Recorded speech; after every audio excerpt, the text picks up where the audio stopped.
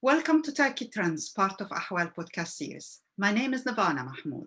A retrial in Turkey for the philanthropist Osman Kavala have started last Friday. He's accused with 15 others of organizing the Jersey protest in 2013. To discuss his case, it's a pleasure to welcome Henri Barkey, a Cohen Professor of International Relations in the University of Lehigh and the Adjunct Senior Fellow for Middle East Studies in the Council on Foreign Relations. Welcome, Henri. Thank you for joining me in this podcast. Thank you. Thank you for having me. Right. I never saw such a confusing case like this one, to be honest. And I'm used to academics, think tankers being accused of all sorts of stuff, but accused of organizing a protest. And in the case of Osman Kavala, he was acquitted in February 2020, and within hours, he was rearrested again. And not just accused of organizing the Jersey protest, he was accused of participating in the coup against President Erdoğan in 2016. I understand that you are a co-defendant in both cases. Is that correct? No, I'm a co-defendant in the case for the coup. I mean, I was initially charged for organizing the coup. Right. Now they've kind of combined the two, and when I look at the indictment, which I've read very carefully, they're also in the indictment accusing me of being part of the Gezi protests as well. But this is new. Wow. This is retroactive. Right. Initially, I was not accused of Gezi, but now because they want to join it with Osman, the new indictment essentially talks about Gezi as well. Right. Okay. My first question: why Osman Kavala? Does the AKP and Erdogan know something about him? We don't know, because I looked at his timeline in Turkish. And the accusation against him is amazing. It's not just those two trials, the former thing. They accuse him of being PKK supporter. They accuse him of, have relationship with the Israelis, of working for the American intelligence, all sort of accusation against him. Why Osman Kavala? That's a very good question. I think we really don't know the answer to that. It has something to do with Erdogan's personal dislike for Kavala.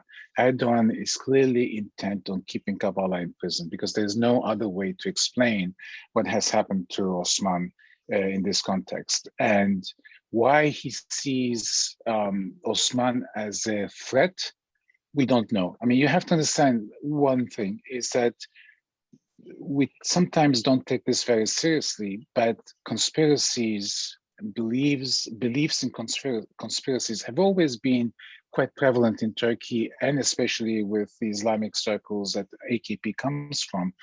And Necmettin Erbakan, who founded essentially the modern Islamic movement in Turkey, always used to spew out these conspiracies. So you have conspiracies on the Islamic side, you have conspiracy on the extreme right, you have conspiracies on the extreme left. So conspiracies is very much part of the everyday discourse.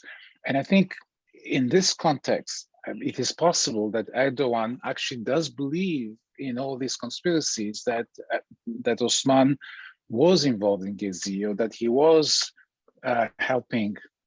And of course, I mean, it's interesting because the Erdogan that came to power in 2003 was actually quite receptive of non-governmental organizations. He collaborated with non-governmental organizations.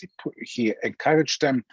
And certainly, I don't know if Anadolu Kültür, Osman's organization, was in place then, but he is exactly the kind of person that Erdogan would have encouraged in the first, shall we say, 7 years of his presidency. Leadership. Prime minister. He was prime minister until. So it's personal. I mean, something may have happened. Maybe he knows that Osman said something negative about him. I mean, remember, last year I think something like 36,000 people were investigated. Not all of them were charged for criticizing the president. So this is a person, Erdoğan is a person who's very, very thin-skinned. In fact, The Economist the other day was basically saying the same thing. I mean, if you're a tourist, you better be careful when you go to Turkey, because you never know what you say can be used against you, because Erdoğan is very thin-skinned. So that's the only explanation, if you want, right, that I can come up with for Osman. right. But as a co-defendant for the coup trial, listen, I am coming from the Middle East myself. I'm so used to see intellectual, academic scholars accused of all sorts of stuff. But this is the first time, I have to say, I saw a scholar like yourself being accused of plotting a coup. I mean, scholars can plot all sorts of stuff, but not a coup, you know, they can plot intellectuality, reflection, but military stuff, this is a new accusation and strike to me as quite outlandish. But I read your article in 2016 when you try to explain why the Turkish government of Erdoğan accusing you of joining the coup. And it seems to be a case of being in the wrong place and the wrong time, or can you elaborate more about why you happened to be in Turkey at the time of the coup, correct? Yes, actually, I was organizing a workshop on how the Middle East saw the newly signed JCPOA, the Obama and the Obama administration effort to come up with an agreement with Iran on a nuclear deal, the same deal that now Biden is trying to rejoin. So I was at the time the head of the Middle East program at the Wilson Center, and my predecessor, I had just come in essentially, and my predecessor had received money to do this work. So I decided, you know, we had to finish the job. So I organized it, and then it occurred to me, if I'm going to bring people from the Middle East, why bring everybody to Washington, or let's do it in the Middle East? Mm-hmm. And I figured Turkey, because A, I know Turkey very well, B, I had also many organizations I could collaborate with in Turkey. So I reached out to a friend of mine who's the head of a think tank in Turkey and said, would you like to participate? And of course, they were delighted. And, you know, this was open. This was not a secret. I mean, everybody knew about it. I had even talked to the #2 at the Turkish embassy in Washington, and telling, at the time, I knew the person then.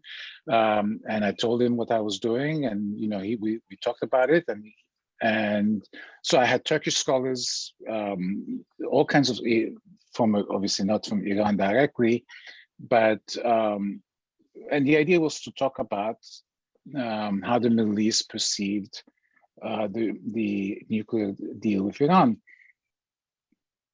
So I just, you know, and I organized it actually in an island an hour away from Istanbul, again with the idea that if you do it in the heart of a major city like Istanbul, there are too many temptations. You know, some of your scholars may go away to meet somebody. Once you're on the island, it's very hard to see anybody other than people who are on the island. And so, and also it's an island that I spent a lot of time in my youth. So it was, for me, it was, you know, it was fabulous to be able to do that. And then we got to, we came in on the 5th. On the 15th, on a Friday, we started arriving from different parts of the Middle East and United States and Europe. Right. And then we were going to start, there was going to be dinner on the 15th. And then after the dinner, you know, the next day, Saturday, Sunday, we were going to work on this issue. Right. And then Friday night, the coup happened after our dinner. Yep. And I stayed up, you know, watching. Look, it's very interesting. I mean, especially for a scholar like me who works on Turkey and has worked on the military. Mm-hmm. So it was fascinating. And because I was somebody that news organizations knew, the BBC, CNN, and other news organizations called me. So I was on the phone. And of course, when you read the indictment, all of this was suspicious. Right. But anyway, if you ask me a question, but I have some more stuff to add after that.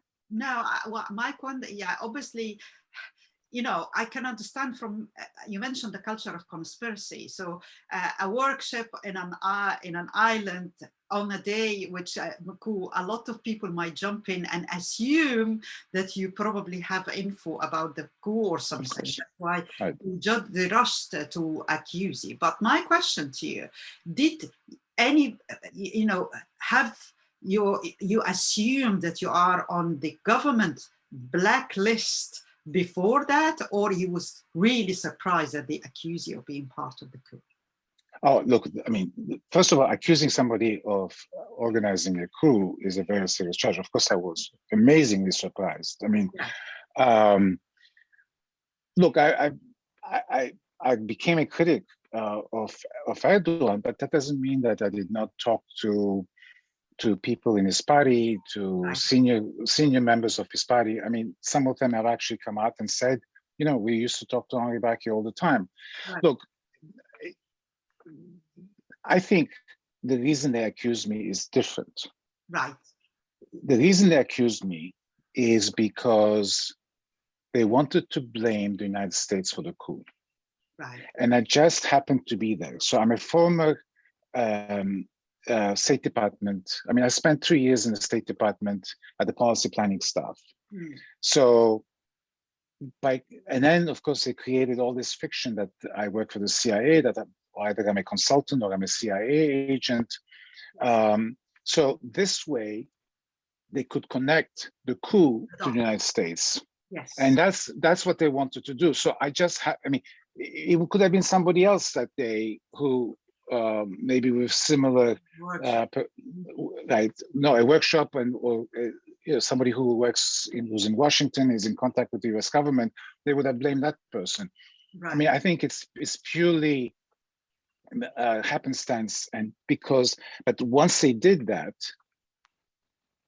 they built up the conspiracy, they built up my role, and I can tell you a little bit later. I mean, I went through line by line through the indictment. I mean, it is amazing. I mean, how it's possible for the public prosecutor. This is one of the highest positions in the judiciary. Right. Right.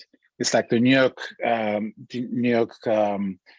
think New York has positions like that for federal positions. New York prosecutor, federal prosecutors, and state prosecutors. So it's like one of those people writing an indictment, and this prosecutor of the Turkish Republic and his deputy both signed that document. Right. If you saw the stuff that they make up, it's unbelievable. They can't find any connection between me and Osman, except there was one. I bumped into Osman 2 or 3 days after the coup in an Istanbul restaurant. I was having dinner with a Turkish journalist. He was having dinner with Europeans. I walked in, he saw me, he got up, shook hands, and we talked for a few minutes. That's the only contact. I've never had much contact with Osman. Osman is somebody I know, of course. I've seen him in meetings, etc. He's actually a good friend of my sister's. But so then they built up. But there are things in the indictment. I'll just give you one example. Please. It says, on a certain date, I arrived in Istanbul. The next day, Osman went to Paris. Yeah. So what's the connection? But that's part of the indictment. Right. I went to Diyarbakir a few days later. I came back from Diyarbakir. I'm sorry, I went to Diyarbakir, but he had been to Diyarbakir the day before. I mean, they can't put us together, so they just invent things. But what does it have to do with the fact that I came to Istanbul and he went to Paris? What is it possible? They don't explain it. I mean, if they say, okay, there was no, it's just, this is the line. This is exactly what they're saying. Yes. They can't find conversations between Osman and me, between my telephone and his, right? All they have is that our telephones were in the same vicinity. in the center of Istanbul. It's natural. If you're in Istanbul and you're in the center of Istanbul, cell towers will pick up your telephone because you're using it but all they say is that his telephone and my telephone was in the same vicinity. It could be 2 kilometers, it could be 3 kilometers, we don't know. Yes. But that's proof. I let you explain this little details. First of all, I admire your courage because, as you say, this is a very serious accusation.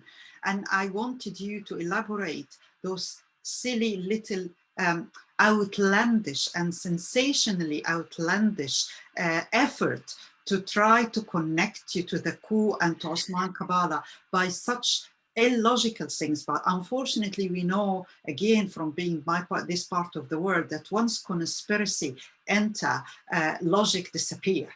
And that is unfortunately what this case is about. It's a way to, from what you're saying, it seems to me that it's a way to link the United States to it, because he's accusing Fethullah Gulen of organizing the coup, and Fethullah Gulen is based in the United States.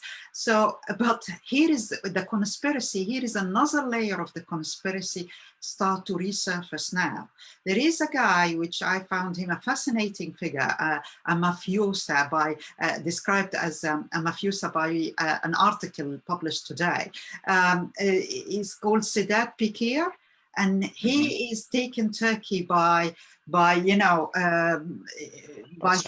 yeah, exactly, because he's just sitting in front of a computer like what I'm doing, and he is making revelation after revelation about so many men linked to Erdoğan, not linked to Erdoğan, opposition figure, even Osman Kavala. And people, what I found it fascinating is that people are willing to believe a mafia figure and not willing to believe a philanthropist who is well-educated, cultured, care about art since his childhood, like Osman Kavala.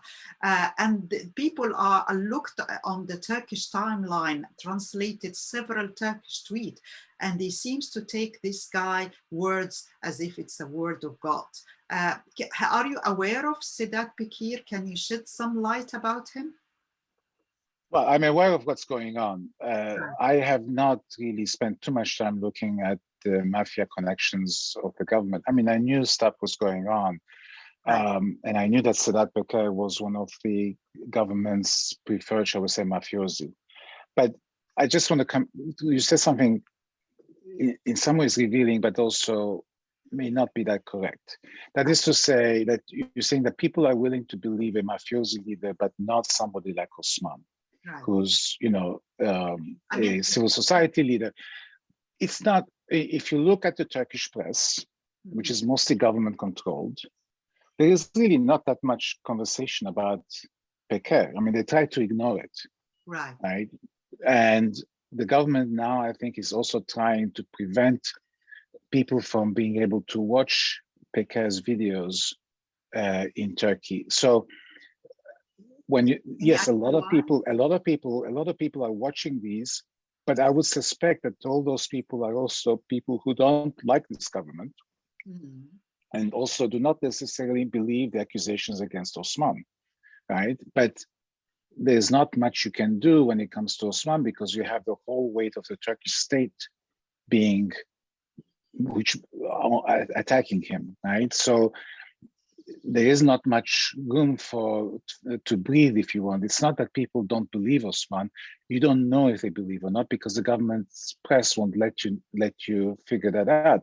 Some internet, whether it's Ahval or Diken or Duvar, I mean, you have a number of outlets that actually challenge this. That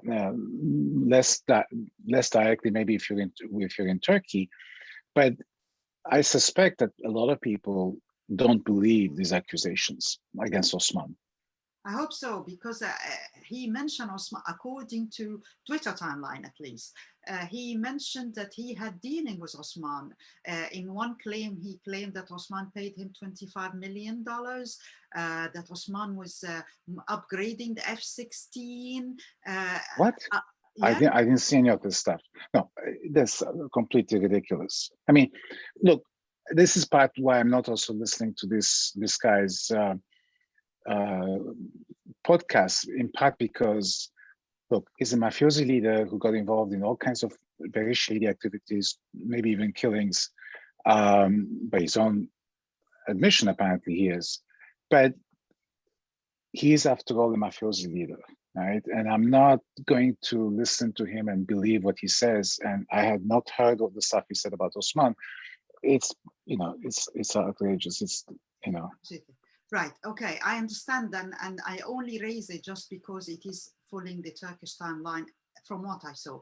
But here is the question now: what is next? Because now the accusation is serious, and now there was a hope for Osman Kavala to be released, and obviously not. And the case is going on, and now they're linking the 2013 with the coup attempt in 2016. How do you see things are moving on in the future? Okay, so Osman was found not guilty a couple of times, right. And every time they found another reason to keep him in jail. When he was found not guilty of the Gezi events, he was released and immediately rearrested. When he was rearrested, right, they decided to join him to my case, because initially I think I was alone in my, I was the only defendant.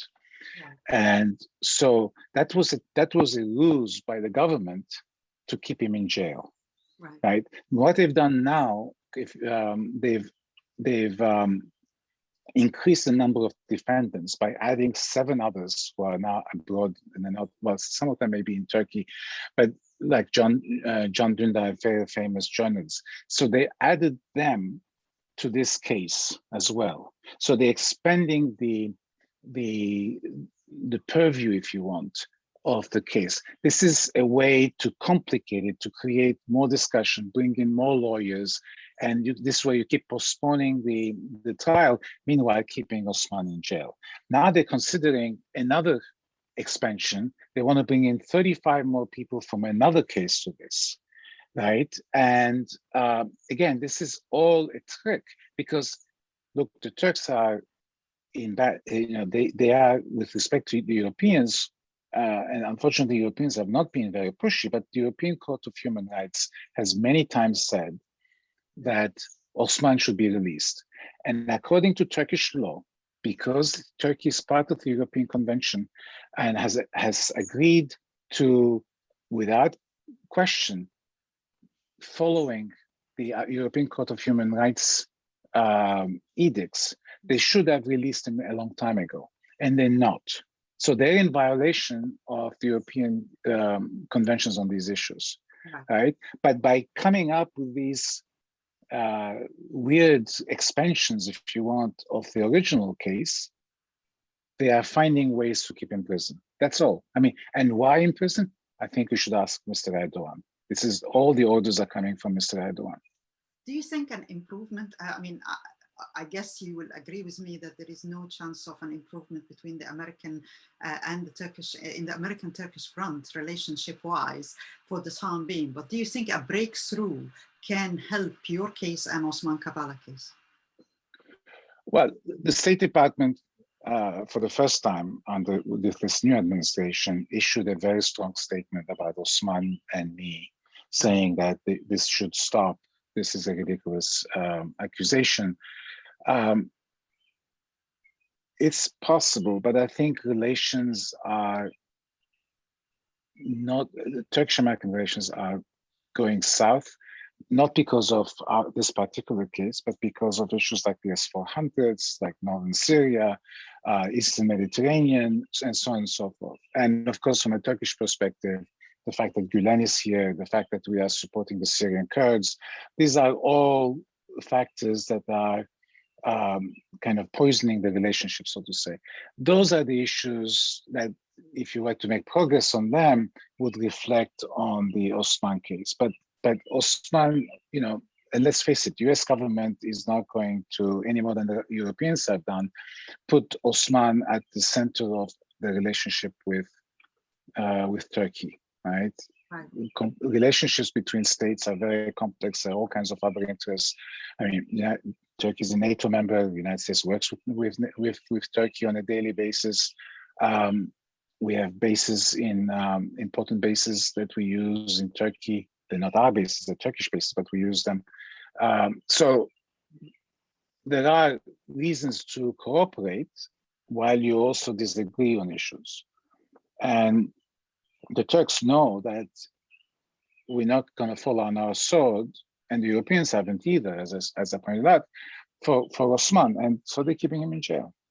I, unfortunately, unless something changes in Europe,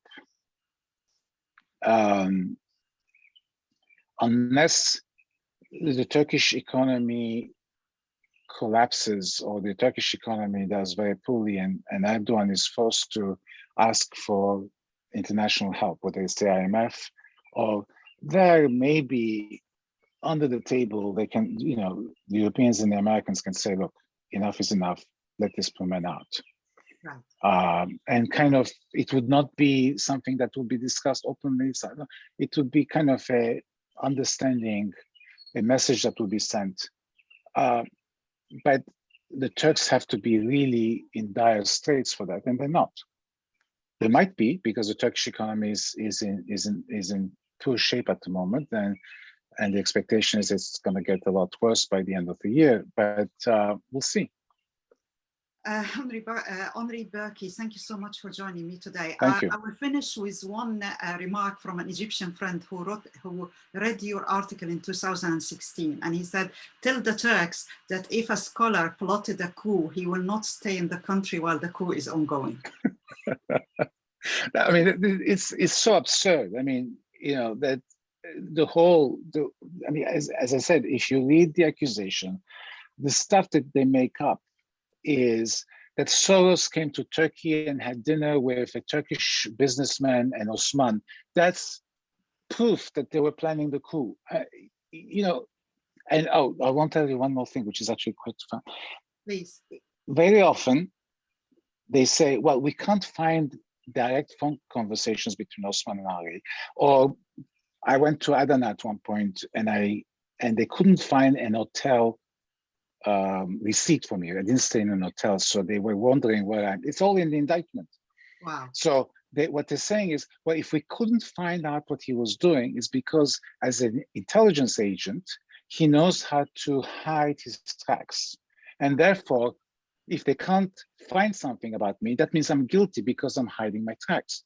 I mean, all they had to do is, you know, I was staying at the American consulate in Adana because the consul general in Adana is a very good friend of mine, and I stayed with her. And but they couldn't find a hotel receipt for me in Adana. Therefore, I must be doing something very sinister. That's what they say. As I said earlier, when conspiracy creep into the mind, logic disappear. And right. On that note, thank you so much, Henri, and thank you for joining me. And thanks for listening to Turkey Trend for Ahval podcast.